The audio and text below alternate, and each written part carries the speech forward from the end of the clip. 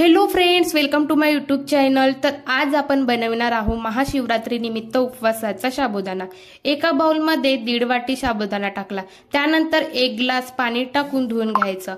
मग अर्धा ग्लास पाणी टाकून 2 तास झाकून ठेवायचं, जेणेकरून साबुदाणा चांगल्या प्रकारे भिजतील। त्यानंतर एक छोटा आलू घेतला, चिरून 2 तुकडे केले आणि छोट्या भांड्यामध्ये टाकून 1 ग्लास पाणी टाकायचं। गॅसवरती ठेवून उकळून घ्यायचं। त्यानंतर गॅसवरती कढई ठेवून थोडे शेंगदाणे टाकले। मस्त 5 मिनिट अलटी पलटी करून त्याला काळे डाग पडेस तोपर्यंत भाजून घेतलं। शेंगदाणा छान भाजला की त्याचे कवर पण चांगल्या प्रकारे निघतात। मग कोपऱ्यामध्ये टाकून 5 मिनिट थंड करायला ठेवले।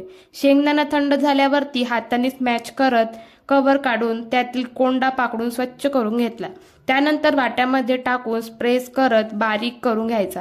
मिक्सरमध्ये शेंगदाणा लावला की त्याची पिट्टी होते, म्हणून अशा पद्धतीने कूट करून घ्यायचं। त्यानंतर आलू उकडला की बघून 2 मिनिट थंड होऊ द्यायचं।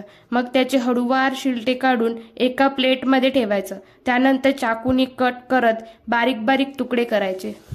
मग गॅसवरती कढई बांधून थोडं तेल टाकायचं। तेल झालं की बारीक बारीक कट केलेली मिरची टाकायची।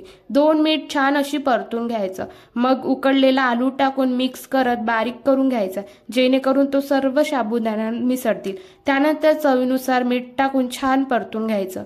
मग शेंगदाण्याचा कूट टाकून चांगल्या प्रकारे मिक्स करायचा। त्यानंतर साबुदाणा टाकून 5 मिनिट अलटी पलटी करून मिक्स करून घ्यायचं। त्यानंतर वरून खूप सारी कोथिंबीर टाकून अलटी पलटी करून मस्त अशी मिक्स करून घ्यायची। साबुदाणा तयार आहे। तुम्ही पण खा आणि चॅनलला पटकन सबस्क्राइब करा।